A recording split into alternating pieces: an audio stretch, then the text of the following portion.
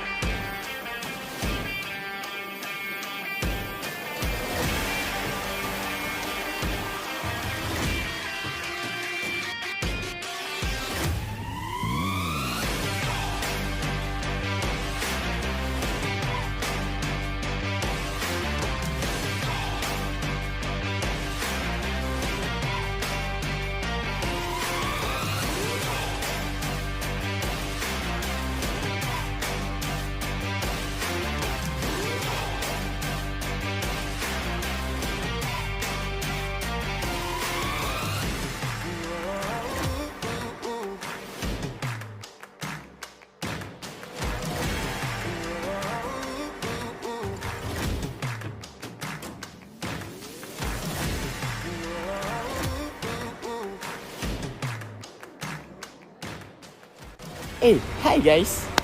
Okay, the Cessna 152 is an American two-seater, a tricycle fixed gear, and general aviation airplane used primarily for training and personal use. And it was based on Cessna 150 with a slightly more powerful engine and longer time overhaul. The Cessna 152 has been out for production at almost 30 years. And many are still airworthy and are still in regular use for flight training. So these aircraft have the flight controls that are so important in maneuvering and control of this aircraft during flight. So let's get to it. Hi, today I want to talk about flight control system. Okay, what is flight control system? Flight control system are the device and system that important to the aircraft that govern the altitude.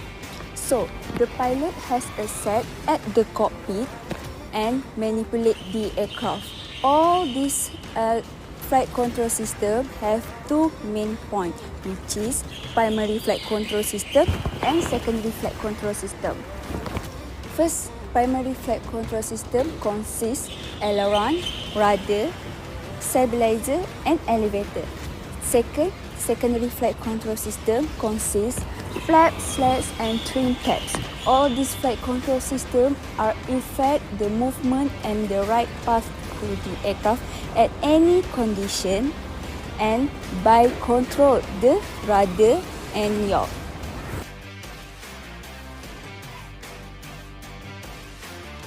Assalamualaikum. My name is Fitri. Today I'm gonna explain to you all about primary flight control. There are three things that we know about primary flight control. The first one is control column. Control column controls the elevator. The movement of this control surface is pitching. When the control surface is pulled to the back, the elevator will move up and help the airplane to climb. When we push the control column forward, the elevator will move down and the aircraft will dive. Okay, the next secondary flight control is called the aileron. The aileron is controlled by control wheel. The movement of this action will cause the aircraft to roll about the longitudinal axis. Okay, when control wheel is turned to the right, the right aileron will move up while the left aileron will move down. This action will make the aircraft to roll to the right. When we turn the control wheel to the left, the aileron at the left will move up and the aileron at the right will move down. This helps the aircraft to roll to the left. As you can see here, this is the aileron at the trailing edge of the wing. Hey, you are still here? Yeah, you left the last primary control. Oh, the rudder, is it? Okay, now I will tell you the last primary flight control. This primary flight control is called the rudder. It is controlled by the rudder pedal. When the rudder pedal is moved to the left, this rudder will move to the left also. It helps the aircraft to yaw to the left. When the rudder pedal is moved to the right, the rudder will move to the right and help the aircraft to yaw to the right. This primary flight control helps the aircraft to yaw about the lateral axis.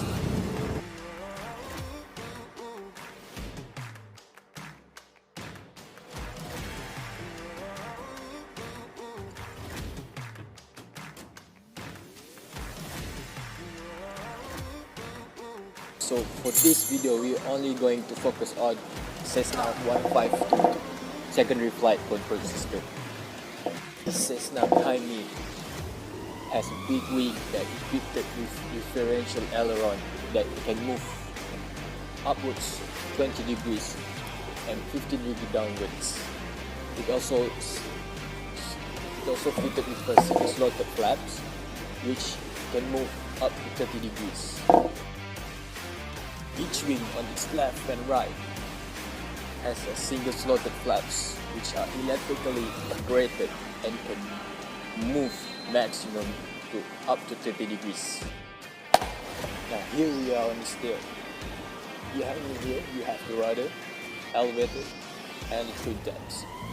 The rudder, it can move up to 23 degrees on both sides, while the elevator can move up to 25 degrees and down to 18 degrees. But however, we are behind here. We are going to talk more about the twin tabs, which it can move up to 10 to 20 degrees. These twin tabs on this Cessna is the best example of the traditional twin tabs. It controls by a small control wheels in the cockpit, which helps in eliminate some loads that are going to make this aircraft to cruise a lot more easy. So the operation is very simple. If you move the control wheel to nose up, the twin tabs will go down. If you move the control wheel nose down, the twin tab will move up. When the twin tab moves, it will stick out into the airstream, which will then deflect the elevator into the opposite direction. Wing flaps can change the shape of the airplane wings. It's based on its settings. Settings determines whether the flaps is going to increase lift, which will be useful for takeoff, or increase in drag, which will be useful during landing. Now, when the flaps are up and extended a little bit, it will help in increase the lift, which is going to be very useful for takeoff.